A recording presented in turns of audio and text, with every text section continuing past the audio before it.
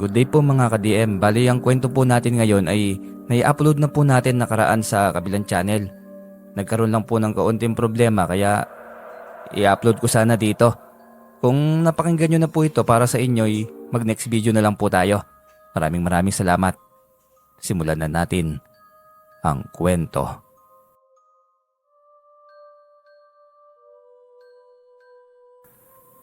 Mapagpalang araw sa inyong lahat, lalo na sa iyo, Sir Joseph. Ako nga pala si Tonying, hindi ko tunay na pangalan. Bali ang kwentong ibabahagi ko sa inyo ngayon ay nangyari noong 15 anyos pa lamang ako. Sa tuwini kapag nakikita kong umaambon habang sikat pa ang araw, isa lamang ang pumapasok sa aking isipan. Nakaramihan din sa atin ay iyon din ang paniniwala na may ikinakasal na tikbalang. Dati, ang alam ko, kasabihan lamang yon ng mga matatanda hanggang sa napatunayan ng sarili kong karanasan na totoo ang lahat ng yon. Taong 1970, sa probinsya ng Isabela. Swerte mo, Tonying, uuwi ka na ngayon sa mansyon. Anigado na pumunta pa sa aming kubo para sabihin lamang yon. Matanda na kasi si Lola Imelda, ang inanang na mayapa kong ama. Sa kauna-unahang pagkakataon ay gusto niya akong makasama.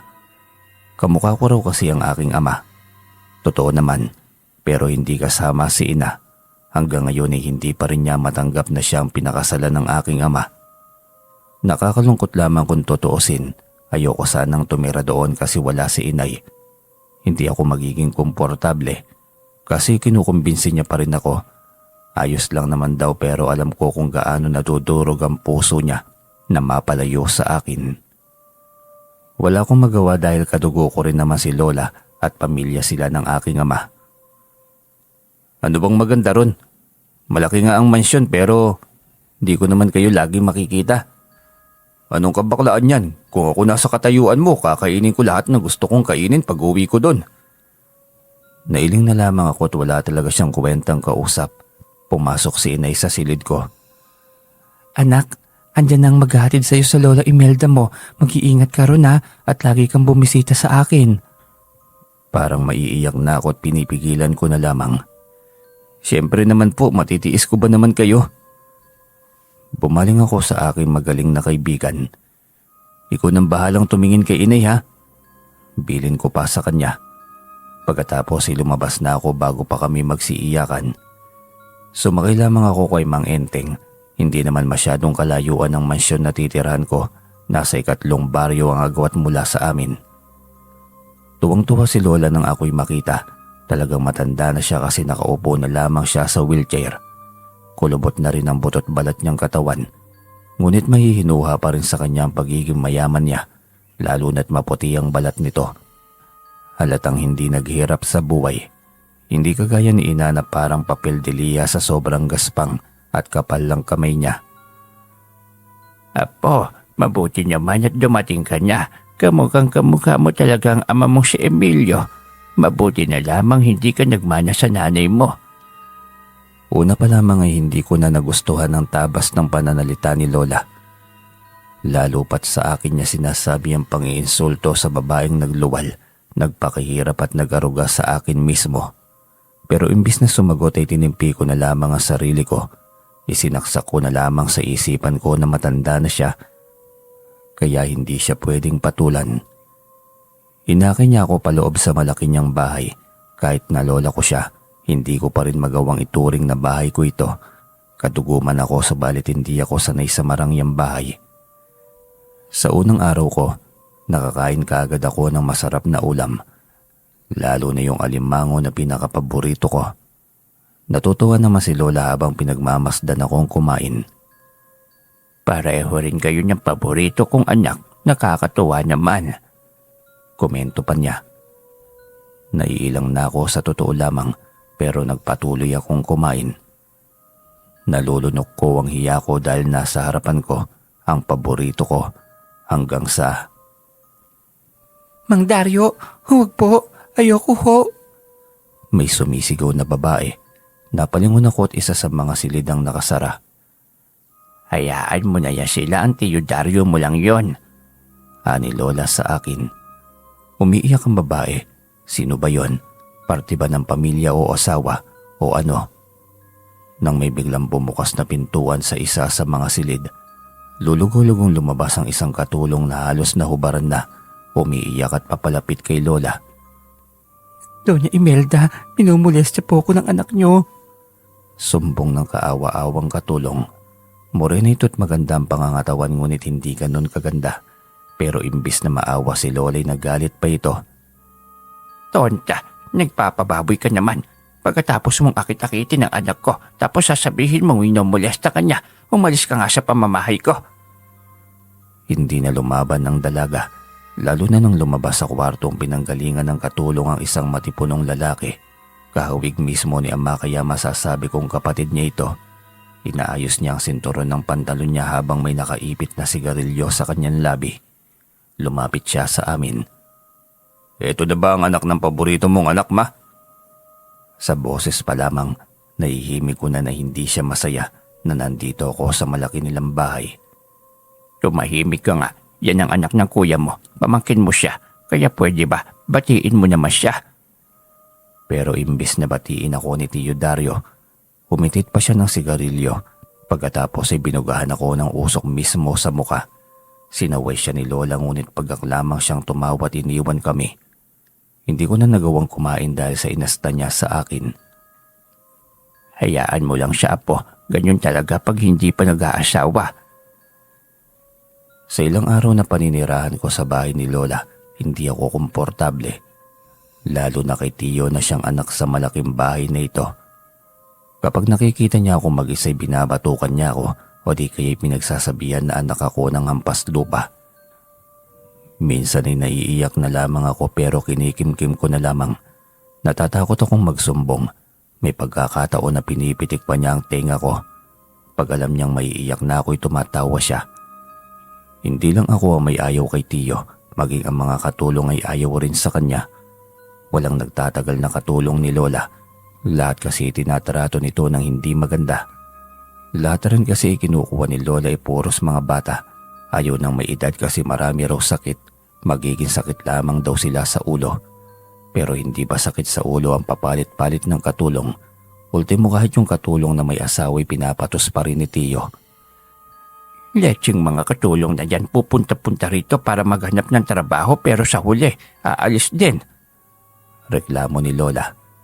Hindi ko maintindihan si Lola kung bakit nasasabi niya yon. Gayong alam naman niya ang dahilan kung bakit sila nagsisialisan. Dahil kay Tio. Gayon pa man ay hindi na ako nagsalita pa. Ano pa ang punto kung hindi nga niya pinaniniwalaan ng nakikita niya? Katuwiran ko pa kaya? Sa huli, kapag may naglalayas na katulong, si Mang Enteng ang pumapalit. Si Mang Enteng na nasa 35 anyos, tahimik siya't hindi nakikisalamuha basta-basta. Hindi nagrereklamo at kung ano man ang inuutos sa kanya'y agad niyang sinusunod. Mas matanda kung susumayin si Tio Dario sa kanya na nasa 45 anyos. Ma, ano na, walang katulong. Nabuburyong na ako dito. At yung batang yan, hindi ba yan magtatrabaho rito? Puro na lang kain. Walang silbi. Kausap ni Tio kay Lola. Sumabay siya sa amin ng pananghalian. Hindi ako komportable na nasa paligid siya. Pwede ba, Dario, hayaan mo ang apo ko? Nagrereklamo ka na walang katulong. Ikaw naman ang dahilan kung bakit sila nag-aalisan. Baka nakakalimutan niyo, mama, ang ginawa niyo kung bakit nawala ang babaeng pinakamamahal ko. Hindi nakaimik si Lola nang sumbatan siya ni Tio. Halata rin ang konsensya sa mukha niya. Mukhang may pinaguhugutan si Tio kung bakit siya nagkakaganito. Sige, maghahanap ako ng bagong katulong. Nakailang subo pa si Tio bago niya kami iniwan sa hapagkainan. Napaningin ako kay Lola. Malungkot ang mukha niya. Doon ko napagtanto kung bakit gusto niya na nandito ako. Siguro ay hindi niya makausap ng matinuwang kanyang anak. Ang alam ko ay 3 silang magkakapatid. Si amang panganay at pangalawa si Tio Romero at bunso naman si Tio Dario. Tinanong ko si Lola kung nasaan si Tio Romero. Nasa estate daw ito. Kumain ka niya, apo. Bukas ipapasyal kita sa ating asyenda para kahit papaano'y makita mo ang mga lupain natin. Natuwa ko sa sinabi niya. Sa totoo lamang ay 2 linggo na ako rito subalit hindi pa ako nakakalabas. Hindi rin ako nakapasyal kina ina. Puro na lamang sa susunod na araw. Marami raw ginagawa si Endeng kaya hindi niya ako maihahatid. Hindi ko alam kung sinasadya ba niya na hindi ako makapasyal kay inay dahil sa hindi naman lingid sa kaalaman kung ayaw niya rito. Hindi naman ako makapasok sa paaralan dahil may ibang plano sa akin si Lola. Yun sanang pagkakataon ko para makapunta kay ina. Kinabukasan nga'y tinupad niya ang sinabi niya. Ipinasyal niya ako sa lupain niya. Maraming pananim na iba't ibang punong kahoy pero mas marami ang gulayan niya. Ito kasi ang pangunahing produkto na inilalabas nila sa iba't ibang lugar. Ang ama mo siya nang mamamalakad rito kung hindi lamang siya inakit ni Olivia. Inilayo siya ng babaeng yun sa akin maging ikaw. Mabuti na lamang at pumayag ka na umuwi sa akin. Hindi ko nagustuhan ng paratang na yun ni Lola sa aking inay kaya naman nagsalita na ako. Ako po ang ayaw pumunta rito. Pinilit lang ako ni ina dahil sa utos niyo raw ho.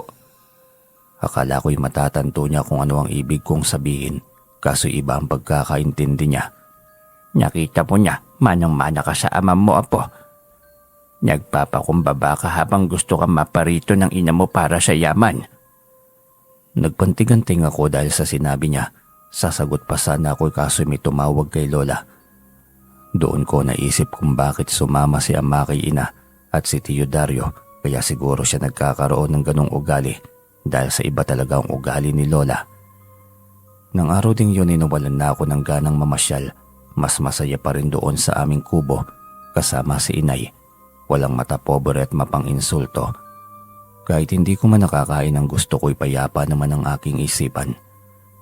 Nang balikan niya ako at pinagtuturo pa niyang ibang negosyo niya, tumango na lamang ako na walang interes at pagkamangha ko. Nang makauwi kami nasa Teresa na si Tio Dario, may kausap na dalaga, maganda, kayumanggi. Makinis ang balat nito maging ang pangangatawan ay balingkinitan.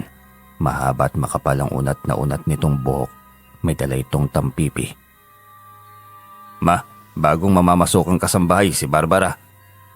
Halos umabot na sa tenga ang pagkangiti ni Tio na parabang nakakita na naman ang bagong kukursa na dahang kasambahay. Lalo na't maganda ito. Nadako ang tingin sa akin ni Ate Barbara. Alangan akong umiti sa kanya subalit mabilis siyang umiwas ng tingin. Naisip ko na mahihiyain siguro ito. Nakaramdam din ako ng awa para sa kanya sa magiging sasapitin niya. Mukha pa naman siyang 23 anyos lamang at mabait dahil maamo ang mukha nito. Nang araw ding yun ay nagsimula na siyang magtrabaho. Kahit malaki ang bahay ay iisang katulong lamang ang kinukuha nila. Siguro dahil ayaw masaksiyan ng iba pang kukunin nilang katulong kung ano ang ginagawa ni Tio Dario. Magagayon man ay pinuntahan ko si Ate Barbara sa kusina at kagaya ng mga nauna, aali-aligid si Tio sa kanya. Pero hindi naman niya hinahawakan o nilalapitan. Bagamat kinakausap siya ni Tio, subalit hindi siya iniimikan ni Ate. Ginagawa nito kung ano lamang ang kanyang trabaho. Halatang mailap, nadako ang tingin sa akin ni Tio at nagalit kung bakit ba naroon ako. Kaya agad akong lumabas. Bago pa ako makalayo'y narinig ko pa si Tio na nag-utos na magtimpla ng kape. Nagtaka ako kasi hindi lumalapit si Tio sa kanya. Siguro'y ayaw niyang biglain ang bagong kasambahay. Baka kapag ginawa niya ang panghihipo at pagsasabi ng malalasubang salita, baka umalis ka agad si Ate Barbara. Kinagabihan ay pinuntahan ko siya sa kwarto. Nagpalingon-lingon pa ako kung may makakakita ba sa akin o wala. O kaya kung nasa paligid lamang si Tio pero wala. Nakatayo lamang ako sa harapan ng pintuan ng silid ni Ate Barbara. Nakataas na rin ang kamay ko para sana kumatok kasi wala akong lakas ng loob. Naisip ko kung ano bang sasabihin ko sa kanya kapag nakaharap ko na siya. Nang marinig ko siyang magsalita. Pwede ba umalis ka na rito? Pakiusap, lubayan mo muna ako. Parang awa mo na. Hindi ako mapapahamak dito. Mas mapapahamak ako sa'yo. Hindi ko alam kung sino ang kausap niya pero sigurado akong may itinataboy siya. Naisip ko na baka nakapasok na doon si Tio. Kaya agad akong umalis. Mukhang matapang naman si Ate Barbara base sa kanyang boses. Isa pa'y natatakot rin naman akong makaharap si Tiyo. Baka mabugbog pa ako ng wala sa oras. Pero pagkapasok ko sa kwarto'y narinig ko ang pagbukas ng kwarto ni Tiyo. Palabas siya. Sigurado ako na siya yon dahil sa pasipol-sipol pa siya. Pagkatapos ay naglakad siya patungo sa kung saan ako galing. Nakaramdam ako ng kaba at takot. Kung hindi si Tiyo ang nasa loob ng kwarto, di sino? May iba bang pinapapasok sa bahay si Ate Barbara? Dahil papunta roon si Tiyo, baka magpang-abot sila. Siguradong malaking gulo yon. Kinandado ko yung pintuan pagkatapos ay nagtalokbong ako ng kumot. Natatakot ako sa kung ano man ang mangyayari. Baka kasi magkagulo. Inaamin kong naduduwag ako. Ngunit ilang minuto na ang nakalipas pero wala pa rin akong naririnig. Walang gulo, walang sigawan. Natatakot ako para kay Ate Barbara. Gusto kong lumabas para usisain ang nangyayari, subalit wala akong lakas ng loob. Kinaumagahan ay ginising ako ni Lola. Maaga naman akong gumigising pero hindi ko alam kung bakit hindi ako nagising ng umagang yon. Ano bang nangyayari sa iyo, Apo? Pati yung tiyo mo, doon natulog sa sala. Ngayon ko lang din ginising. Ano po kasi, napuyat lang ako kakaisip tungkol sa pag-aaral ko. Pagsisinungaling ko pa. Hindi ko pwedeng sabihin sa kanya ang mga nangyari kagabi. Napag-usapan na natin yan, sa susunod na taon ka pa ulit mag-aaral. Isa pa, malapit nang dumating ang Tiyo Romero mo. Namuhay yon sa state kaya alam niya kung anong mainam na edukasyon ng para sa iyo. Hindi na lamang ako kumontra at sumabay na lamang sa kanya sa agahan. Si Tiyo'y nakahilata pa rin sa sopa sa sala. Ayaw pa rin itong gumising. Samantalang nakapaganda na si Ate Barbara sa hapagkainan, hindi ko maiwasang sundan siya ng tingin. Seryoso pa rin siya. Mukhang wala siyang tinatago, pero alam kong meron. Mukhang may pinapapasok siyang ibang tao. Ilang araw ang nagdaan na tila napapadalas ang pagtulog ni Tiyo sa sala. Hinala ko'y pinupuntahan niya si Ate Barbara kung ano-ano ang sumasagi sa isipan ko. Naisip ko na baka pumapayag siyang may gawin sa kanya si Tiyo Dario para hindi magkaroon ng gulo. Pero napaka-imposible naman kasi. Mukha siyang disente. Kaya isang gabi inabangan ko talaga si Tiyo na maunang lumabas sa kanyang kwarto. Susundan ko siya kung pupunta ba ito sa kwarto ni Ate Barbara. Tama ngang hinala ko. Sinilip ko siya sa pasilyo. Nagtago ako sa kusina kung saan malapit sa kwarto ni Ate Barbara. Nasa harapan na si Tiyo sa pintuan ni Ate Barbara. May dala pa itong susi. Ngunit hindi pa man niya nasasalpak ang susi ay bigla-bigla na lamang siyang tumigil. Napatitig sandali sa seradura. Pagdakay ibubulsa ang susi at babalik. Tumakbo ako patungo sa sala. Nagtago ako sa likod ng soba sa pag-aakalang babalik siya sa kwarto. Subalit hindi. Naramdaman ko na lamang na nahiga siya sa mahabang sopa. Kinabahan ako kasi baka mahuli niya ako. Ngunit gano'n na lang ang pagtataka ko nang marinig ko siyang naghihilik na. Hindi ko alam kung alam ba niya na nagtatago ako ron. At nagpanggap lamang siyang natutulog o sadyang nakatulog talaga siya. Naghintay pa ako ng ilang minuto bago lumabas para makasiguro. Halos mga lahating oras na ako sa likod ng sopa bago tuluyang lumabas. At ayun na nga, ang sarap ng tulog ni Tiyo. Nakakapagtaka kung paanong nangyari yon. Ni minsan ay hindi ko nakita na may nagawa siya kay Ate Barbara. Nagbago na ba ito? Imposible. Ramdam kong may mali. Babalik sana ako sa aking kwarto nang may maaninag ako sa may bintana. Anino ng isang tao sa may kurtina. Hindi ito gumagalaw. Nakaramdam ako ng takot kasi sino naman ang magtatanggang magtambay sa labas ng ganitong oras. Kami-kami lamang din ang tao rito sa bahay. Magnanakaw ba yon? Matagal kong tinitigan ng anino. Hindi ko alam kung nagpapakiramdaman lamang ba kami o ako lamang ang may alam na alam kong nasa labas siya. Nang walang ano-ano'y gumalaw ang anino at tumakbo palayo. Natuod ako sa kinatatayuan ko. Nanlamig ang mga tuhod ko na para bang gustong sumabog ng ulo ko sa sobrang takot. Nang makolekta ko ang lakas ko'y mabilis akong tumakbo papasok ng aking kwarto. Kinandado ko ang pintuan at nagtalokbong ng kumot.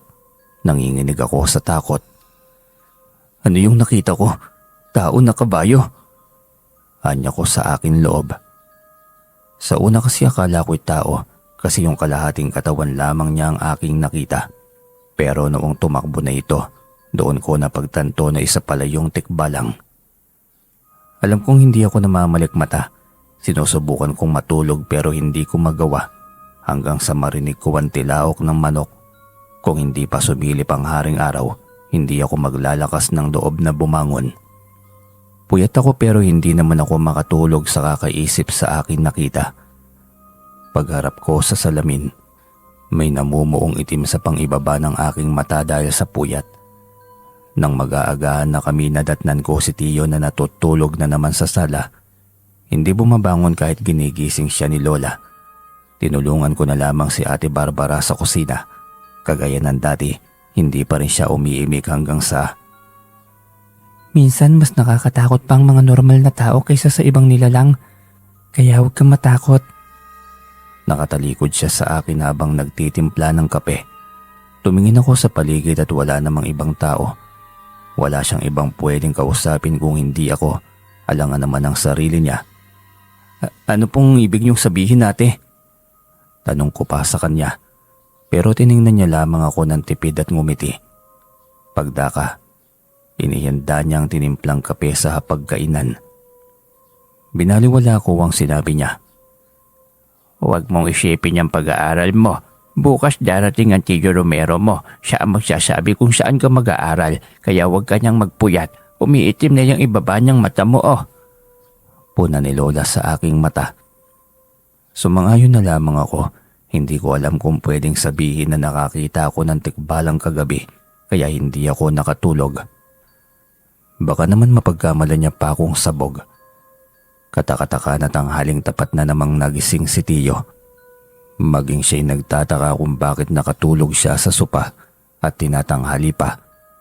Pero mas mabuti na yon kapag tulog siya'y mapayapa ang buhay, mapayapa ang bahay, walang nang mamanyak, nangungursonada, namimingot at nangaalipusta. Basta mapayapa. Pag nagigising din siya'y tahimik lamang din siya tila nag-iisip ng malalim. Mukhang swerte si Ate Barbara sa pamamahay, ngunit akala ko lamang pala yon. Natulog ako ng maaga bago ko pa makita mulit ang nakakatakot na tikbalang. Ayoko na rin silipin si Tiyo kung ano ang ginagawa niya. Isa pa'y darating din kasi si Tiyo Romero kinabukasan kaya kailangang maaga ako bukas. Mahirap na't hindi ko pa nakakabisa ang ugali niya. Kagaya ng dati kinigising ni Lola si Tiyo Dario upang masundo namin si Tiyo Romero. Bago pa kami makaalis ay bumaling siya sa akin. O bakit kasama ito? Hindi naman siya kailangan dun ah. Pampasikip lamang yan sa loob ng sasakyan eh. Inaamin kong nasaktan ako sa sinasabi niya dahil kung ituring niya ako'y parang hindi ako kadugo. Ngumising-ngisi pa siya habang pinagmamasdan ng kaawa-awa kong kalagayan. Dario, wag kang ang ganyan. Pamangkin mo siya, hindi siya ibang tao. Kahit papaano'y pinagtatanggol ako ni Lola kaya laking pasasalamat ko pa rin. Dahil na rin sa sinabi ni Tiyo Dario, napagpasyahan ko na huwag na lamang ding sumama. Sige Hola, babalik na lamang po ako sa kwarto. Totoo po niyan masama rin ang pakiramdam ko kaya hindi na lamang po ako sasama. Ay nako, salamat naman at may tinatablan din ng hiya. Hinila ako ni Lola sa kamay kaya wala nang nagawa si Tiyo Dario. Hindi ko na rin siya sinusulyapan dahil alam kong nag-aalab na naman siya sa galit sa akin. Alam kong makukunyatan na naman ako kapag hindi nakatingin si Lola. Sa terminal pa lamang ay nakita na naming bumaba sa bus si Tiyo. Ang alam ko'y mas matanda ito kaysa kay Tiyo Dario pero mas mukha itong bata kaysa sa kanya. Agad rin niya ako niyakap at nasabi pala sa kanya ni Lola na nakatira na ako sa kanila. Masaya ako kasi magkaiba sila ng ugali ni Tiyo Dario. Mukhang mas tanggap pa niya ako. Matino at disente. Matangkad rin ito at parang Amerikano rin. Pagdating namin sa mansyon ay pinagsaluhan namin ng masarap na inihanda at inihain ni Ate Barbara. Mula minudo, dinuguan hanggang adobong manok. May palitsyon pa si Lola kami-kami lang naman ang kakain. Subalit napapansin ko ang panakaw tingin ni Tiyo Romero kay Ate Barbara Ang alam ko'y may pamilya na siya sa state. Yung mga sulyap niyang yun ay parang yung kay Tio Dario. Parang nanguhubad. Nagsikuhan pa silang magkapatid at napagtanto ko na may pagkapareha pala ang dalawa. Nag-alala ako para kay Ate Barbara. Mabait si Tio Romero sa akin kaso'y ganoon din pala. Habang nag-uusap-usap sina Lola at mga tiyuhin ko, naghatid naman si Ate Barbara ng kape at tsaa. Igupin mo, masarap magtimpla ng tsaa si Barbara. Kumbinsi pa ni Tio Dario kay Tio Romero. Ngumisi lamang si Tio Romero pero hindi man lamang ginagalaw ang kanyang inumin. Ramdam ko na talaga na mas matindi pa ito kaysa kay Tio Dario at hindi nga ako nagkamali. Tulog na ang lahat ng lumalim ng gabi. Ako naman ay nagising dahil sa naiihi ako. Napili kong magbanyo sa tabi ng kusina kasi gusto ko ring uminom ng gatas nang makarinig ako ng umiiyak na babae. Ayoko ho, Don Romero. Huwag niyo ho pong gawin sa akin to. Parang awa niyo na. Umiiyak na pakiusap ni Ate Barbara. Mabilis akong nagtago. Kinabahan ako sa kung ano ang nangyayari. Nang silipin ko kung ano ang ginagawa ni Tio kay Ate Barbara, ay agad akong nagtago. Tutup ko ang akin labi. May hawak na patalim si Tio. Panakot kay Ate Barbara habang may ginagawang hindi ka nais-nais sa kanya. Alam kong masama pero hinayaan ko lamang. Bumalik ako sa kwarto habang naiiyak. Alam kong duwag ako at wala man lamang akong magawa para sa kaawa-awang si Ate Barbara. Inaasahan ko na aalis siya kinabukasan dahil sa nangyari. Pero hindi. Masaya si Tio Romero at halatang naka-jackpot pa kagabi. Napapailing naman si Tio Dario at mukhang may alam ito sa nangyari. Ganoon din si Lola. Masaya ito sa ipinamamalas na kasiyahan ng dalawa niyang anak. Kahit wala itong alam sa ginawang kabulastugan ni Tio Romero. Pero hindi ako, hindi si Ate Barbara. Hindi ako makatingin sa kanya ng diretso pero napansin ko ang pamumugto ng kanyang mga mata. Malungkot at parang wala sa sarili. Nakita ko pang kinindatan ni Tio Romero si Tio Dario. Mukhang may balak na naman silang masama kay Ate Barbara. Umaasa ako na hindi matutuloy kung ano man ang iniisip nila. Ma, maglilibot-libot muna kami ni Tunying sa asyenda. May hahanapin lang ako. O sige Romero, na makapag-banding kayong tatlo. Parang kasama nyo rin si Kuya Emmanuel nyo. Nakakatuwa naman. Hindi ako sasama, may asikasuhin po ako. Ani Tio Dario na nooy nakatingin sa kusina kung saan naroon si Ate Barbara. Ayoko sanang sumama kaso'y wala akong magawa. Baka ako pang pagdiskitahan ng dalawa. Nakasakay kami sa kabayo. Marunong naman ako kasi nagbubukid nga kami ni Inay. Wala pa rin palang nagbago. Kung ano ang itsura nitong umalis ako, ganoon pa rin hanggang ngayon. Nakapamasyal ka na ba rito ha, bata? Kung hindi ko lamang nakita ang ginagawa niya kay Ate Barbara, iisipin kong mabait siya. Opo, Tio. Kung ganoon, doon tayo pupunta sa lugar kung saan hindi mo pa nararating. Siyempre, sa lawak ng aming lupain, pati ang matataas na lupain doon, ay sa atin din yan. Pinatakbo niya ang kabayo. Sinundan ko siya at napapalayo na kami pero hindi pa rin siya tumitigil. Masukal ang pinapasok namin hanggang sa marating namin ang tuktok. Sumigaw si Tio Romero. Magaling ka rin palang mga bayo bata. Mana ka kay kuya nga talaga. Sayang at wala siya rito. May sasabihin ako sa iyo pero dapat tayong tatlo lamang ang makakaalam. Anya sa akin. Napakunot ang noo ko pero pinakinggan ko pa rin siya. Lumapit siya sa akin at bumulong. Nanlaki ang mga mata ko na makita ang pamilyar na nilalang hindi kalayuan. Walang pang itaas ang katawan nito, ngunit ang ulo'y ulo ng isang kabayo. Maging ang mga paa nito, maitim ang balahibo niya. Napasigaw ako sa takot dahil yung tingin niya, masama. Lalo na noong inilabas nito ang malalaki niyang ngipin na may pulang likido. Nagalit si Tio at kinuwelyuhan niya ako. Kundangan kasi ng bubulungan niya ako'y saka pa ako nagsisigaw sa tabi ng tainga niya. Itinuro ko sa kanyang nakita ko pero nawala na ito sa kanyang kinatatayuan. Mas nagalit tuloy siya sa akin. Ano ba yon? Tigbalang ho, Tio. Sira ulo ka pala. Anong tigbalang? Dito na ako pinanganak at lumaki. Ni minsan ay hindi ko nakita ang tigbalang na yan. Nanahimik na lamang ako at hindi na pinilit pa ang aking sinabi. Natatakot kasi ako sa mga tingin ni Tiyo, parang sinasapian. Pero kumalma rin nang nakitang natatakot na talaga ako. Magpakalalaki ka, huwag kang duduwag-duwag. Wala sa pamilya natin yan. Halika, tulungan mo na lamang akong hanapin ang nakatagong ginto. Naglabas siya ng isang mapa at kompas. Sige ho. Naglakad siya patungo sa lugar kung saan ko nakita ang tikbalang. Napapaantada na lamang ako ng krus. Natatakot ako sa tikbalang pero mas nakakatakot si Tio Romero. Mas pumasok pa nga kami sa masukal na bahagi ng lupain niya. Patigil-tigil siya habang sinusundan ng mapa. Ako naman ni Aligaga at hindi mapakali. Tumitingin ako sa kung saan.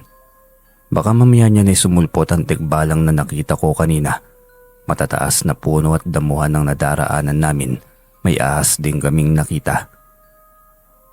Uwing-uwi na ako. Nakarating pa kami sa isang puno ng akasya. Napakatayog at napakalawak pero halata ang katandaan nito. Kinikilabutan ako dahil may mga ahas pa sa itaas. Bumaba si Tiyo at pinagmasdan ng mapa. Napangisi siya na para bang nakita na nito ang hinahanap nito. Itinuro nito ang unahan ng akasya. Pagkalagpas natin doon, may malaking bato tayong matatagpuan. Doon matatagpuan ang gintong nakabaon sa ating lupain. Hindi may paliwanag ang kagalakan niya. Nang muli niyang itago ang mapay nakita ko ulit ang itim na tikbalang. Nanginigat ng lamig ako. Hindi mawala ang paningin ko sa tikbalang na nakatanaw sa akin. Nasa likod siya ng akasya. Muli niyang ipinakita sa akin ang duguan niyang bunganga. Tiyo, bukas na lang kaya tayo tumuloy. Kasama si Tiyo Dario. Pagdadahilan ko pa. Bakit ba? Naduduwag ka na naman ba? Masama ang tingin niya sa akin. Hindi naman pero... Yun naman pala kaya tumahimik ka. Baka tamaan ka pa sa akin. Nawala ang tikbalang mula sa likod ng akasya. Nagdasal ako sa isipan ko na sana'y walang mangyaring masama at huwag na siyang magpakita pang muli. Nagpatuloy kami sa walang kasiguraduhang paghahanap hanggang sa makarating kami sa mga batuhan. May malalaki at maliliit na tipak ng bato pero wala roon ang hinahanap ni Tiyo. Ang sabi niya, may mapayat raw itong katabing puno. Muli kami nagpatuloy sa paghahanap ng naturang bato na tinutukoy sa mapa. Subalit nagpabalik-balik lamang kami doon sa mga tipak na bato. Kahit bumalik pa kami doon sa aming pinanggalingan, bumabalik pa rin kami sa mga tipak ng bato. Buwisit, nasaan na ba tayo? Kanina pa tayo babalik-balik dito ah. Uminit na naman ang ulo niya pero hindi ako umimik. Alam kong kagagawa nito ng tikbalang kanina. Muli kaming dumaan sa ibang direksyon. Kaso'y nauwi pa rin kami doon sa mga tipak na bato. Dumilim ang kalangitan kasunod noon ay ang pag-ambon. Naalala kong bigla mga pamahiin noon na kapag naliligaw ka, kailangan baligtarin ang damit para makawala sa sumpa ng tikbalang. Sila pa naman din ang isa sa mga tagabantay at mahilig mamarusa sa mga dumaraan. Nililigaw nila ang mga taong nais nilang paglaruan. Pero sa ngayon ay hindi ko alam kung makikinig ba sa akin si Tio Romero. Subalit susubukan ko pa rin. Tiyo, baliktarin po natin ang mga damit natin para makaalis na po tayo dito. Akala ko'y papagalitan niya ako kasi ay hindi niya ako inimik. Ngunit kalaunan ay naguhubad na siya. Kaya naman hinubad ko na rin ang aking damit. Nang mabaligtad niya muli kami sumakay sa aming kabayo. Naglakbay at nakarating kami sa puno ng akasya. Pagkalagpas namin sa puno ng akasya ay siya namang paglakas ng ulan kaya pinatakbo na namin ang aming mga kabayo. Nakarating na kami sa taniman at narinig kong tumawa si Tiyo sa saya. Pinaglakad namin ang kabayo dahil malapit na rin kaming makarating. Isa pa'y basa na rin kasi kami. Tiyo, bakit masaya ho kayo? Isa lang ang ibig sabihin ng nangyari sa atin. May nagbabantay sa lugar na yon kaya mahiwaga. May gintungan nakatago sa lupain natin, Tunying. Wag na wag mo itong ipagsasabi kahit na kanino. Maliwanag ba? Oho, Tiyo. Pagdating namin ay nakaabang na rin si Lola sa bungad. May hawak na tuwalya. Sa likod nito'y si Ate Barbara na hindi makatingin kay Tio Romero. Hindi ko na alam kung natuloy ba ang binalak ni Tio Dario sa kanya. Sana'y hindi. Bagamat sinabi ni Tiyo na huwag ipagsabihan tungkol sa paghahanap niya ng ginto, ngunit nagimpitan naman siya ng mga kalalakihan sa bahay. Si Anton, Ricky at Bilong. Mga kababata niya sa lugar. Nag-inuman sila na parang wala ng bukas. Si Lola naman ay hinahayaan lamang sila. At kagaya ni Tiyo Romero at Dario, panay rin silang tingin kay Ate Barbara at tila sinusuri ang kabuoang katawan nito. Nakikita ko lahat ng iyon dahil tinutulungan ko si Ate Barbara na maghatid ng pulutan. Maging sa paghahanda, sinusubukan kong kausapin si ate pero hindi ako makatsyempo. Habang inilalagay ko sa mangkok ang sisig na niluto ni Ate Barbara, nakita ko sa labas ng pintuan ng tikbalang na nakatayo. Hindi na nanlilisik ang mga mata nito, bagkus ay nakatingin lamang kay ate. Napatras ako at nabangga ang upuan. Nabitiwan ko rin ang kutsara kaya nagulat si Ate Barbara na noon ay nagluluto ng paa ng manok. Bakit? Hindi ko siya kaagad sinagot. Tinignan ko siya at itinuro ang pintuan kaya mabilis niyang isinara at kinandado yon. May tikbalang ho akong nakita ron. Bagya pa siyang nandilat pero kalaunan ni nalungkot siya. Baka namamalikmata ka lang. Anya sa akin na hindi naniniwala. Nalungkot ako syempre kasi ni Isay walang naniniwala sa akin. Ilang beses ko na itong nakita kaya masasabi kong hindi ako namamalikmata. Pero wala namang ginagawang masama yon. Ang hindi ko lamang maintindihan ay kung bakit may dugo ito sa bibig noong una ko siyang makita at pati dito sa bahay ay bumibisita rin siya. Dinala ko ang mangkok ng sisig sa mga nagiinuman. Hoy, pwede ba? Sabihin mo sa katulong na siya ang maghatid ng pagkain dito. Ani Tiyo Dario. Tumango ako pero nakatungo pa rin ako. Nagtatawanan pa sila at halatang lahat ay lasing na. Sinasadya ko na nga ako ang maghatid para maiwasan sila ni Ate Barbara pero mukhang hindi pa rin nakalusot.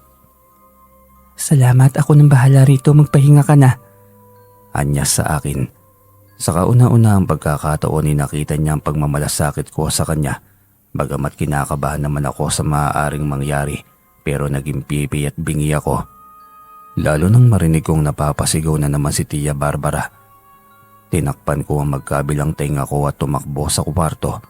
Ayokong masaksihan ang mga nangyayari sa kanya dahil wala rin naman akong magagawa. Lalamunin lamang ako ng konsensya. Hindi ko alam kung anong oras natapos ang kanilang inuman basta nakatulog na ako. Ngunit 3:00 ng madaling araw ay lumabas ako at nakita ko si Ate Barbara sa kusina. Umiiyak at punit-punit ang kanyang uniforme. May mga pasa rin siya. Hindi ko napigilang maluha dahil sa awa sa kanya. Bumalik ako sa kwarto at tinabingan siya ng tuwalya. Halika na po, pumasok na po kayo sa kwarto. Hindi siya sumasagot. Humihikbi siya. Inakay ko siya papunta sa kanyang silid. Magbabayad sila. Hindi sila makakatakas sa kaparusahan. Untag niya na para bang ngayon lamang niya na ilabas ang kinikimkim niyang sasabihin. Nahabag ako para sa kanya. Umalis na lang ho kayo bukas kaysa manatili pa kayo sa lugar na ito. Tumingi siya sa akin. Hindi pa rin tumitigil ang pag-agos ng kanyang luha. Nasasaktan ako. Ang maamo, dalisay at inosente niyang buka ay puno ng galos, hinagpis at galit. Wala akong mapupuntahan. Impit niyang sagot. Niyakap ko siya pagkatapos ay muli siyang humagulgol. Inagod ko ang kanyang likod para kahit papaano'y mapakalma ko siya. Ayos na ako, salamat. Bumalik ka na sa kwarto mo. Anya sa akin. Inayos niya ang kanyang sarili. Pagkatapos ay tumayo na. Bumalik naman ako sa aking kwarto. Dinaanan ko si Tiyo na nooy natutulog sa sala. Kasama nila si Bilong. Mukhang umuwi na rin sina Anton at Ricky. Dumura ako sa tabi nila dahil sa pagkamuhi. Kaya siguro umalis si tatay sa poder nila dahil ang sasama ng mga ugali nila. Nung lumalaki ako'y nasaksihan ko kung gaano kalaki ang respeto niya kay inay. Hindi mapagmataas. Sana mamatay na lang kayo. Bulong ko pa sa kanila. Kinabukasan nga'y nakakahintik na balita ang dumating sa amin habang nag-aagahan kami nila Lola. Tulog naman sa sala ang 3 lalaki. Dumating si Mang Enteng. Natagpuan daw ang bangkay ni na Anton at Ricky sa mga taniman ng gulay. Ang mas nakakahindi kay lasog-lasog ang kanilang katawan. Ang mga buto nila sa tuhod at siko'y putol, maging sa leeg. Hindi naman ito nakahiwalay sa kanyang katawan. Hindi basta tao ang makakagawa nun dahil wala namang bakas na ginamitan sila ng patalim o ng kung anumang pamalo. Sina Tio Romero at Tio Dario ay nagising, maging si Bilong, para silang binuhusan ng malamig na tubig na sumugod ang mga pamilya ng namatayan sa bahay. Bukod kasi sa amin sila nanggaling, sa loob rin sila ng asyenda na tagpo ang patay. Para silang binuhusan ng malamig na yelo at nawala ang kanilang kalasingan. Bagamat napasobra at sumasakit pa rin ang kanilang ulo, humarap pa rin sila sa pamilya ng mga biktima. Pinagduduro ng pamilya ng mga namatay sina Tio, subalit dahil buhay pa si Bilong na siyang mga pinsan ng dalawa, nawalan ng lakas ang magpapamilya. Pumunta sila sa pinangyarihan ng krimen. Naiwan kami sa bahay. Napansin ko ang palihim na pagngiti ni Ate Barbara sa balita na para bang natutuwa ito sa sinapit ng dalawa. Hindi ko rin naman siya masisisi dahil sa ginawa nila sa kanya. Sa kabila ng nangyari, wala pa rin nakakaalam kung sino ang gumawa nun. Siguro may kaalitan na raw ang mga ito at inabangan sila. Sina Tio Romero, parang hindi sila nawalan ng kaibigan dahil parang wala lamang sa kanila ang pagkamatay ng dalawa. Hindi naglaon ay dumating rin si Inay sa bahay. Sobrang saya ko nang makita ko siya. Nabalitaan na rin pala niya ang pagkamatay ng dalawang lalaki sa asyenda. Nagalit si Lola nang makita si Inay pero nakiusap ako na huwag niya sasaktan ng mahal kong ina dahil 1 buwan na rin akong hindi nakakauwi. Dahil takot rin naman si Lola na sumama ako kay Inay, hinayaan niya kaming mag-usap. Napag-usapan namin ang tungkol sa dalawang namatay na lalaki. Tikba lang, sila lang ang may kakayahang gumawa ng ganon. Namamarusa lang naman ang mga yan kapag said na ang kanilang galit. Siguro may kasalanan ng mga ito sa kanila, kaya ikaw mag-iingat ka dito ha. Heto, lagi mo itong isuot. Pati ito ilagay mo lagi sa seradura ng iyong pintuan, maliwanag ba? Anya sa akin. Inabot niya ang 2 tansong bala na may tali. Pangontra raw iyon sa iba't ibang uri ng elemento. Tinanggap ko yon, lalo't nalaman ko na tikbalang ang pumaslang sa 2 kainuman ng tiyuhin ko. Hindi ko alam kung ano ang galit niya sa dalawa, pero paniguradong may pakay siyang iba sa amin. Sa kabila ng nangyari, isinama ni Tio Romero sina Tio Dario at Bilong sa paghahanap ng ginto. Pati ako'y sinama nila para magdala ng mga kasangkapang panghukay sa sinasabi niyang ginto. Mga hapon kami umalis dahil tanghali na silang nagising. Ayokong sumamat baka abutin pa kami ng dilim at makita ko li yung tikbalang na yon. Hindi ko naman pwedeng sabihin sa kanila na ang pumaslang sa 2 yung tikbalang na nakita ko. Huwag kang sumama, delikado. Babala sa akin ni Ate Barbara nang madako ako sa kusina upang magdala ng tubig na iinumin namin. Kaso ho, wala na po akong magagawa, natatakot po ako sa kanila eh. Bumalatay sa mukha niya ang pag-aalala, pero nang madako ang mata niya sa kwintas ko'y medyo nawala ang pag-aalala niya. Huwag na huwag mong tatanggalin yan sa leeg mo, maliwanag ba? Dahil napakadelikado. Isa pa, huwag na huwag kang manginginain ng kung anumang prutas na makikita mo sa kung saan-saan. Kahit gaano pa kabango o kasarap tignan ng prutas na yon. Magtatanong pa sana ako kung bakit sinasabi niya ang mga yon. Nang tawagin ako ng mga tiyuhin ko'y nabatukan na naman ako ng Tio Dario. Ako ang kumuha ng mga kabayo nila sa kwadra, yung pinakamalakas ang para kay Bilong. Hindi naman sa panlalait pero may pagkamataba kasi siya. Pasan ko ang karamihan sa mga kagamitan, kagaya ng bakal, scanner ng metal, inumin at baon namin. Kung nakikita sana ni Lola baka masaway niya ang mga tiyo ko sa pagpapahirap nila sa akin. Nang makarating kami sa puno ng akasya muli kong inilibot ang aking tingin. Nanumbalik ang kilabot ko sa aking dibdib, lalo pat hanggang sa tiyan ng kabayo ang taas ng mga talahib. Ako yun nasa pinakadulo. Kinikilabutan talaga ako. Pakiramdam ko anumang oras ay may hahablot sa akin. Hindi na ulit tumingin si Tio Romero sa mapa dahil mukhang alam na niya ang dinaraanan namin. Muli kami nakarating sa mga tipak ng bato. Himala na sinabihan niya kami na magbaliktad ng damit. Siguro'y naniniwala siya sa ganon, pero hindi natatakot sa mga elementong maaaring makapanakit sa amin. Naniniguro siguro siya na huwag kaming maliligaw muli, pero habang naguhubad ako'y muling nahagip ng matakuwang itim na tikbalang. Nanigas ako at hindi makagalaw. Naalala ko ang mga napas lang niya. Nabaligtad na ni Tiyo ang kanilang mga damit. Ako na lamang ang hindi kasi natatakot ako na kapag nawala sa paningin ko, baka makalapit siya sa amin. Hoy, ano bang ginagawa mo? Bilisan mo nga! Iritang sigaw sa akin ni Tiyo Dario, pero hindi pa rin ako gumalaw. Tiningnan nila ako at tinatawanan. Ano bang meron? Ano bang tinitignan mo dyan? Tanong naman ni Bilong. Nagulat ako kasi ako lamang ang nakakakita sa tikbalang na yon. Kahit hindi pa umaalis ang naturang nilalang, hindi pa rin pala nila ito nakita. Hinawakan ko ang tansong nakakuwintas sa akin. Doon pa lamang umalis ang tikbalang at tumakbo palayo sa unahan. Ingot, bilisan mo na! Sigaw muli sa akin ng Tiyo Dario. Agad na naman ako nagbihis. Iniisip ko na lamang na wala namang gagawing masama sa amin ang tikbalang, kasi kung meron man, dapat unang dating pa lamang namin sa lugar na yon ay napaslang na niya kami. Siguro nga'y totoo ang sinasabi ni Tiyo na may ginto roon at siya ang nagbabantay, kaya nang umusad kami ay sumunod na rin ako sa wakas. Tapos bigla ulit tumigil si Tiyo Romero. Hindi namin alam kung bakit, tapos ay nagsalita siya. Tonying, umamin ka nga. May nakikita ka ba? Napalunok ako. Sasabihin ko ba o hindi? Baka makarinig na naman ako ng masasakit na salita. Napapansin ko parang lagi kang may nakikita. Ano ba yon? Muli niyang tanong sa akin. Tikbalang ho. Nung unang punta natin dito nakita ko siya. Tapos kanina lang ulit noong nagbibihis tayo. Pinagtatawanan ako ng dalawa nang marinig nila yon. Baliw raw ako. Hindi nga ako nagkamali at sasabihin nila yon, pero si Tiyo Romero, hindi.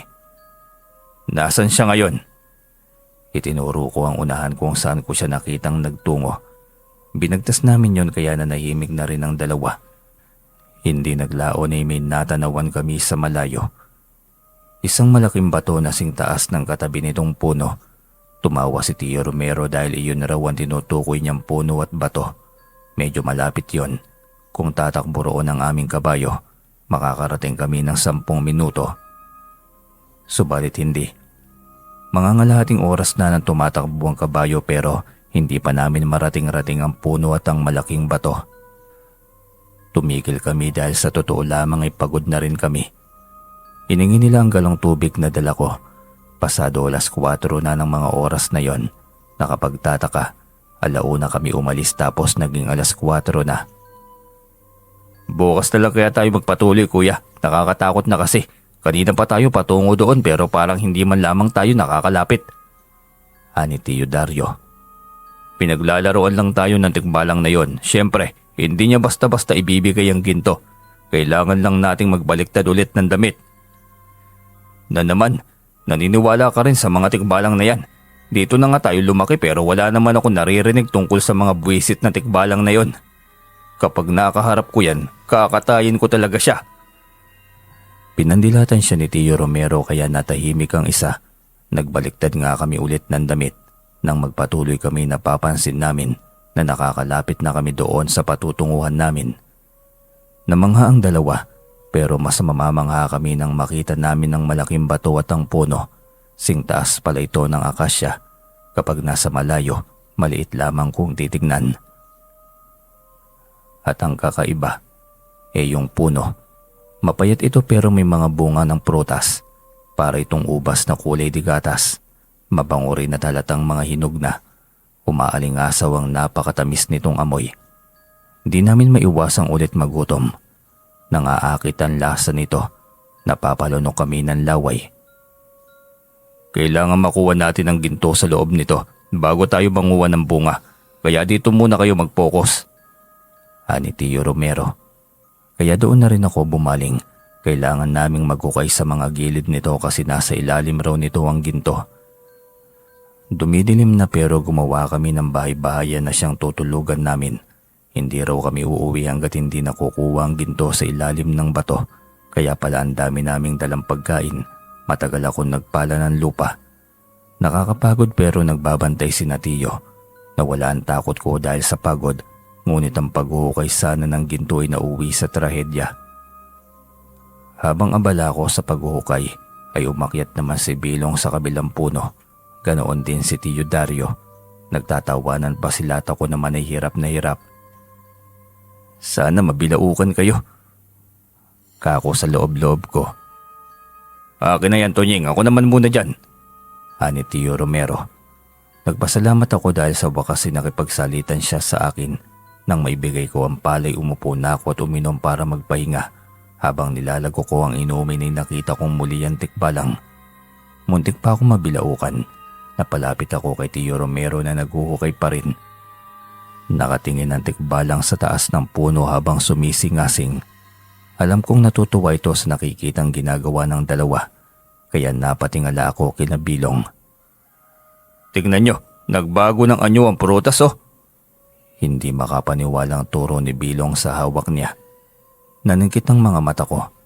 Nagpakurap-kurap pa ako kung totoo bang nakikita namin. Parang naging kristal ang ubas na yon. Tapos may nagliliwanag pa sa loob nito. Lahat kami nanlaki ang mga mata namin. Si Tiyo Romero naman ay inihagis pa ang palang hawak niya. Napatakbo siya sa puno at nais ring umakyat. Kristal ba to? Tanong ni Tiyo Dario. Dario, ipunin mo. Kayamanan din yan. Utos ni Tiyo Romero na para bang hayok sa kayamanan. Pero habang iniipon ni Tiyo Dario ang mga prutas, ay siya namang kain ni Bilong sa hawak niya. Sumingasing ang tikbalang na para bang tuwang-tuwa ito habang nagsisisi pa. Masama ang kutob ko. Huwag mong kainin yan! Sigaw ko sa kanila. Kaso hindi na napigilan ni Bilong ang katakawan niya. Kinain niya ng kinain ng malakristal na ubas. Kalaunan ay tumigil ito na parang hindi mapakali. Teka, ano ito? Ani Bilong. Nabitiwan ito ang hawak niyang prutas. Nang sumayad ang nakagatang prutas sa lupa ay nangitim iyon. Iyan kasi ang tako-tako mo eh. Tonying, dalhan mo nga siya ng tubig. Komento pa ni Tiyo Dario. Pero hindi siya basta nabilaukan. Nawalan siya ng boses hanggang sa dahan-dahan na siyang hindi makagalaw. Nagsisimula na si Tiyo na magtaka at hindi naglaon ay hindi na gumalaw si Bilong. Hoy Bilong, huwag ka nga magkunwari dyan. Ani Tiyo Romero na halatang kinakabahan na rin.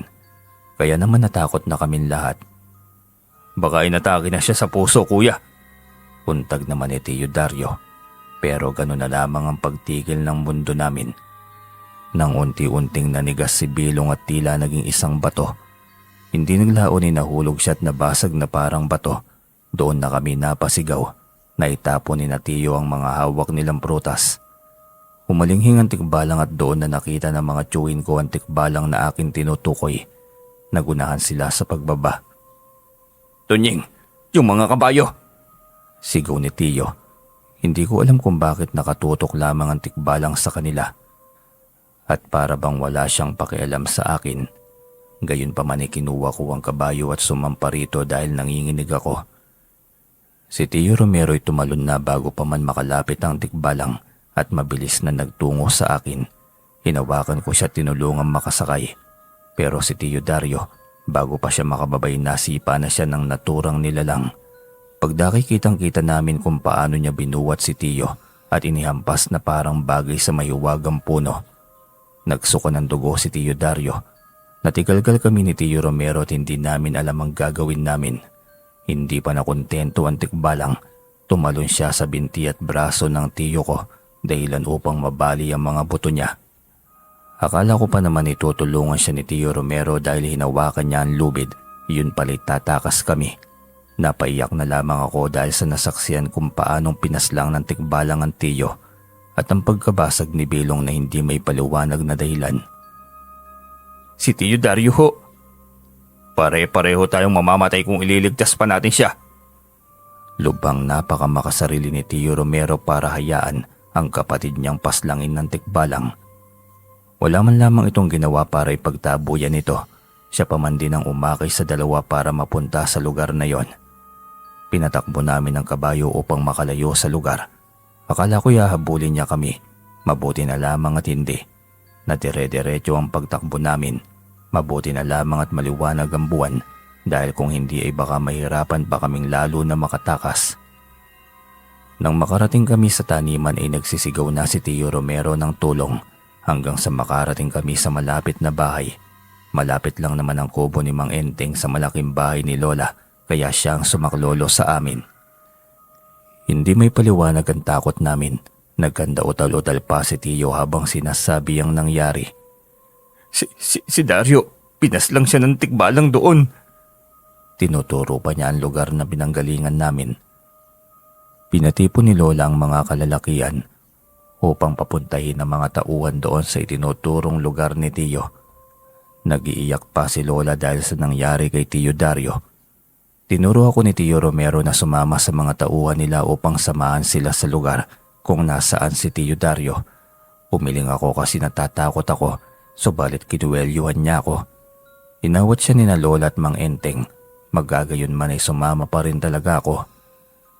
Huwag ka mag-alala, mukhang hindi ikaw ang paki ng tikbalang. Isa pa may pangontra ka kaya hindi siya makakalapit sa iyo. Saad ni Mang Enteng.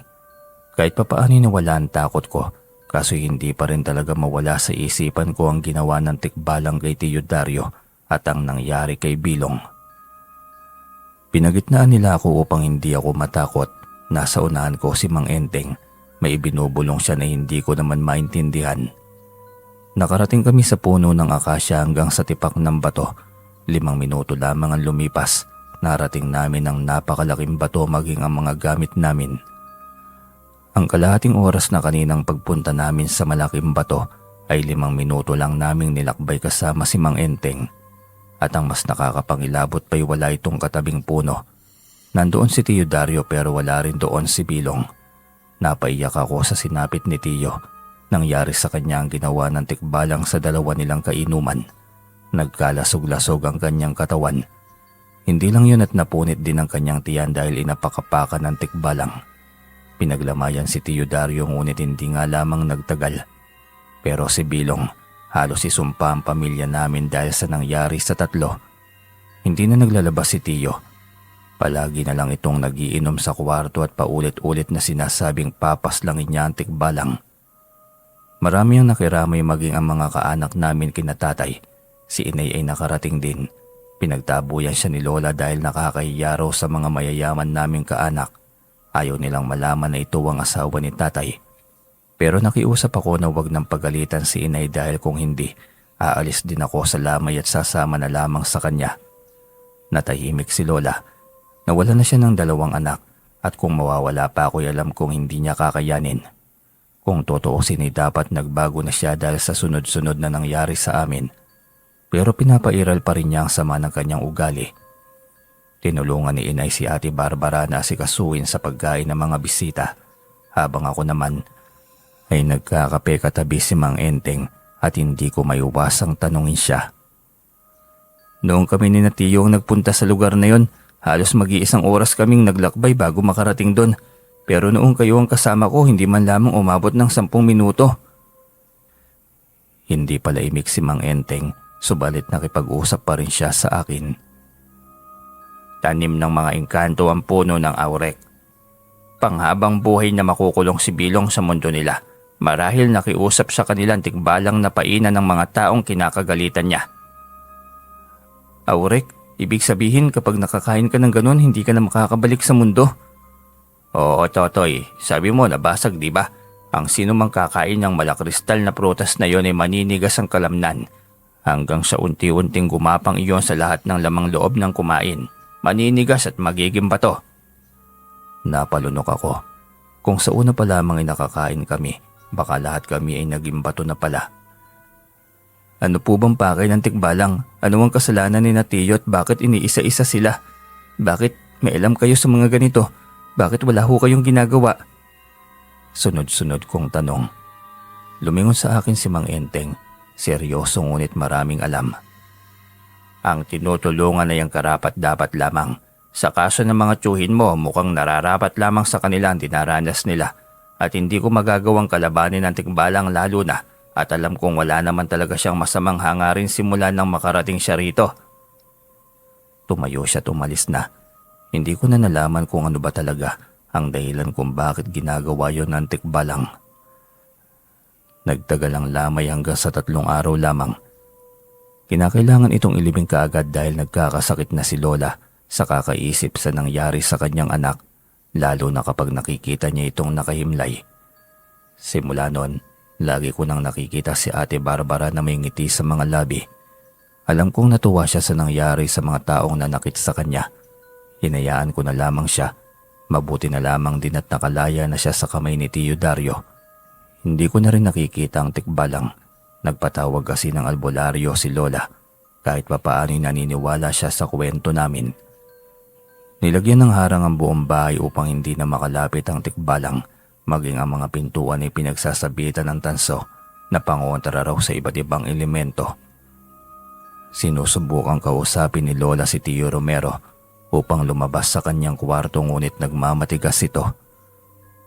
Sumulat na rin si Lola sa asawa ni Tio na nasa state para na lamang bumalik na ito sa Katinuan. Si Lola lamang ang mamumroblema kay Tio pero kami ni Ate Barbara parang natahimik ang mundo namin.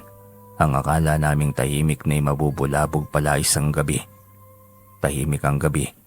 Maulan at malakas ang hangin sa labas. Nakakarinig ako ng kalampagan sa kung saan. Kaya naisipan kong lumabas. Sinundan ko ang mga kalampag hanggang sa mapadpad ako sa kwarto ni Tio. Tinapat ko ang aking tenga sa pintuan. Pakiusap, ayoko na ho. Parang awa niyo na ho, Don Romero. Sigaw ni Ate Barbara. Akin ka lang, tandaan mo yan. Narinig kong sumigaw ng tulong si Ate Barbara. Binigwasan siya ni Tio kaya naman hindi na kinaya ng konsensya ko. Kaya naman sinubukan ko na buksan ng seradura. Subalit nakakandado yon. Pinalampag ko ang pintuan subalit walang nangyari. Huwag niyo na po siyang saktan, Tio. Pagsusumigaw ko, umaasa na makukuha ko ang atensyon niya. Kaso'y nagpatuloy lamang sa ginagawa si Tio. Tumakbo ko sa kwarto ni Lola. Kinuha ko ang wheelchair niya para ihatid sa kwarto si Tio. Baka kasi makinig ito sa kanya. Lola, si Tio, baka mapaslang niya si Ate Barbara. Pero hinawakan lamang ako ni Lola sa braso. Apo, huwag kang makialam, hayaan mo ng Tio mo. Nagulat ako sa sinabi niya. Hindi ko alam kung bakit naging lola ko siya. Doon nabuksan ng kaisipan ko na tunay nga napakasama ng ugali niya. Tanging sarili at mga anak niya lamang ang iniisip niya. Kaya naman nawala ang malasakit ko sa kanya at tumakbo palayo sa kwartong yon. Kahit natatakot ako, sinubukan kong tumakbo palabas sa bahay upang pumunta kay Mang Enteng. Hindi naman sobrang layo pero hindi rin ito sobrang lapit. Sa kanya ako humingi ng tulong kahit napakalakas ng rumaragas ang ulan. Sinuong ko yon. Ayoko nang manahimik. Ayoko nang tumira sa bahay ng mga taong makasarili at mapang-abuso. Mang Enteng, tulong po! Sigaw ko habang kinakalampag ang pintuan ng kubo niya. Pinagbuksan naman niya ako at sinabi ko ang nangyari. Kumuha agad siya ng itak at tumakbo kami papunta sa bahay. Ngunit nakita na lang namin na hubot-hubad na ang katawan ni Ate Barbara na kinakaladkad ni Tio patungo sa kwadra. Eto ang nababagay sa'yo, diyan ka sa kwadrang yan. Sigaw ni Tio pagkatapos ay inginudngod sa kwadra si Ate Barbara. Magbabayad kayo sa lahat ng ginawa niyo sa akin. Isinusumpa ko yan. Rinig naming sigaw ni Ate Barbara, ngunit kinandado na siya ni Tio. Don Romero! Sigaw ni Mang Enteng upang sana pigilan si Tio. Kaso pagharap niya sa amin ay may dala pala siyang baril. Huwag niyong sabihin tutulungan niyo ang babaeng ito. Ani Tio na nandidilat pa ang mga mata na tila nangahamon. Lalo na nang makita niyang hawak na itak ni Mang Enteng. Natigalgal ako nang itutok niya kay Mang Enteng ang baril. Itinaas ni Mang Enteng ang kanyang itak at sumigaw na tumakbo na ako. Tumakbo ka niya at alisin mo na ang mga harang. Sigaw ni Mang Enteng. Ginawa ko ang sinabi niya. Ang mga kapirasong kahoy na may dasal na ibinao ng albularyo ay binunot ko. Nakarinig ako ng sunod-sunod na putok ng baril. Napaiyak na lamang ako dahil alam kong napas lang ni Tiyo si Mang Enteng at kasalanan ko yon. Napaluhod na lamang ako nang maaninag ko siyang palapit sa akin. At talagang kakampihan mo pa ang ibang tao kaysa sa akin ha? Nagmana ka talaga kay kuya. Wala kang kwenta. Tiyo, wag po. Parang awa nyo na. Pagmamakaawa ko pa. Ayoko pang iwan si inay. Gusto ko pa siyang makasama ng matagal. Ngunit nang makalapit siya sa akin ay hinila niya ang buhok ko kaya napatayo ako. Kapag ko ay sinuntok niya ako sa mukha kaya tumilapon ako. Napabuga pa ako ng dugo dahil sa ginawa niya. Mga wala kayong kwenta. Dadamputin sana niya ako ulit nang makarinig kami ng halinghing ng kabayo kaya nadako ang tingin namin doon. Ang tikbalang. Nanginig ako nang makita ang namumula niyang mata habang nakatingin ng masama kay Tiyo. Tumakbo ito patungo sa amin kaya sinangga ko ni Tiyo. Sumigaw ako ng pagkalakas-lakas dahil akala ko'y katapusan ko na. Subalit biglang hinablot ng tikbalang si Tiyo na nasa likuran ko at inihagis sa kung saan. Rinig ko ang paglagitik ng kanyang likod. Pagkatapos ay nilampasan ako ng tikbalang. Gumapang ako patras. Tunying, tulungan mo ko! Hindi ko pinakinggan si Tiyo. Tama lamang nahayaan ko siya dahil siya ang papas lang sa akin kung makakaligtas siya. Pinanood ko kung paano baliin ng tikbalang ang mga buto ni Tiyo. Pinahirapan siya ng tikbalang. Hindi lang niya binali ang katawan nito kung hindi hinila pa niya ang binti nito maging ang mga braso niya. Dahilan upang humiwalay yon sa katawan ni Tiyo. Dumanak ang dugo subalit nahuhugasan rin yon ng ulan na tila hinuhugasan ng bawat ebidensya ng krimen. Hindi ko na kayang makita ang brutal na nangyayari sa kanya kaya tumakbo ako papasok sa loob ng bahay. Kinandado ko yun at sinabitan ng tansong bala. Nagubad ako at nagtalokbong. Taimtim ako nagdarasal na sana'y hindi totoo ang lahat ng nangyayari. Hindi na ako nakatulog. Natatakot akong puntahan si Mang Enteng maging si Ate Barbara. Hinintay kong dumating ang pagsikat ng araw bago ako lumabas. Kinabukasan nga'y maririnig ang hiyawan sa labas ng bahay. Pinuntahan ko si Lola na nooy natutulog sa kanyang kwarto. Hindi kagaya dati na umaga pa lamang ay gising na siya at inihahanda na ni Ate Barbara ang kanyang pagkain. Pero ng mga pagkakataong yon ay wala. Kaguluhan ang naririnig ko. Ginising ko si Lola na nooy nasa kahimbingan ng tulog. Lumabas kami upang harapin ang mga tao. Anila'y nakita ang bangkay ni Mang Enteng sa may kwadra, sugatan at wala ng buhay. Maliban pa doon ay sira ang lahat ng mga pananim. Hindi dahil sa nagdaang malakas na ulan o hangin, kung hindi sinira ito ng kung sino. Wala na akong ibang narinig na ibang balita. Si Tio Romero'y hindi natagpo ang patay. Walang bakas ng kanyang bangkay kaya pinuntahan ko siya sa kanyang kwarto. Wala siya roon at malinis rin ang kwarto nito. Ni hindi siya tinanong ni Lola kung nasaan ito, maging si Ate Barbara. Ipinakuha ang bangkay ni Mang Enteng at himalang si Lola raw ang bahala sa pagpapalibing sa kanya. Tinanong ko kung nasaan si Tio Romero pero tinignan lamang niya ako ng may pagtataka. Kailangan maipadala ka na sa pagamutan para sa pag-iisip para makalimutan mo ang nangyari, apo. Nakalimutan mo ba? Na silang pareho ng Tio Dario mo ang nasawi noong naghanap kayo ng ginto at ikaw lang ang nakaligtas. Natulala na lamang ako sa sinabi niya. Si Ate Barbara po. Nagsalubong ang kilay ni Lola kaya nilinaw ko sa kanya na ang kasambahay namin yon. Wala tayong kasambahay na Barbara, anak. Si Manang Delia ang kasambahay natin na pumupunta lang dito tuwing may araw. Darating din siya mamaya. Hindi ko alam kung ano ba ang nangyayari. Naguguluhan ako kung paanong nangyari yon. Tumakbo ko sa may kwadra. Walang ang bakas ni Tio Romero.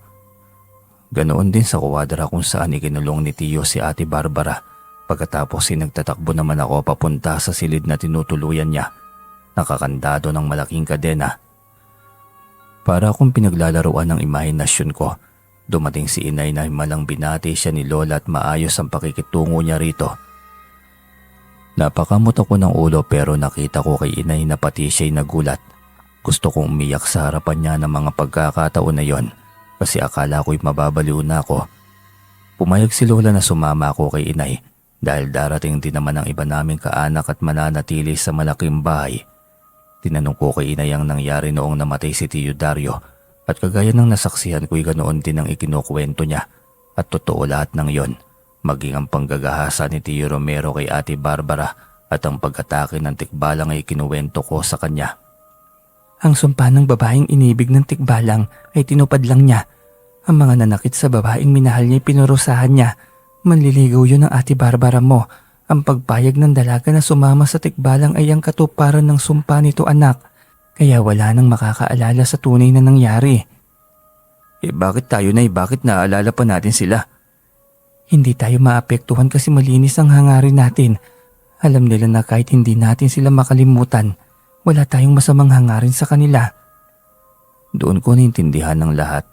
Nagpatuloy ang buhay ko na hindi na bumalik sa malaking bahay. Subalit sumusuporta naman si Lola. Maging sa pag-aaral ko, magkagayon man ay nakaapak pa rin ako sa lupa at hindi nagmalaki sa kabila ng ako na ang nagmamana ng lahat ng lupain ni na Lola. Ginagawa ko pa rin naman ang pangangahoy kasama si Gado sa gubat hanggang isang hapon na habang naghahanap kami ng panggatong, biglang umambon. Ora mismo kahit may araw pa. May ikinakasalatan tikbalang kaya umuulan. Wala sa sariling komento ni Gado. Sa hindi kalayuan ay nakita ko ang magandang babae na kilalang kilala ko, nakasuot ng puting mahabang damit. Kaharap ang pamilyar na tikbalang. Natigalgal ako lalo na nang mapansin ko ang 5 lalaki na nakaluhod sa kanila. Napatras ako at nahawakan si Gado. Hindi ko alam ang dahilan kung bakit sila nagpakita. Upang mamaalam, upang ipakita ang totoong lahat ng nangyari. O di kaya masaksihan ko na hawak nila ang mga ganid at may mga halang nakaduluwang mga tiyuhin ko. Pero imbis na mamangha, nanaigan takot kong muli. Kaya tumakbo ko hila-hila ang aking kaibigan. Hanggang dito na lamang po yung kwentong ito at meron po akong nais na itanong sa inyo. Sa buong kwento pong ito, gusto ko po kayong tanungin kung saan parte po kayo natakot o saan parte po kayo kinilabutan kasi napakadaming parte ng kwentong ito na talaga namang tataas ang balahibo mo. Kayo po mga ka-DM, ikomento nyo po yung parte na nagustuhan nyo o nagpaangat ng balahibo ninyo. Babasahin po natin yan sa comment section. Maraming salamat po.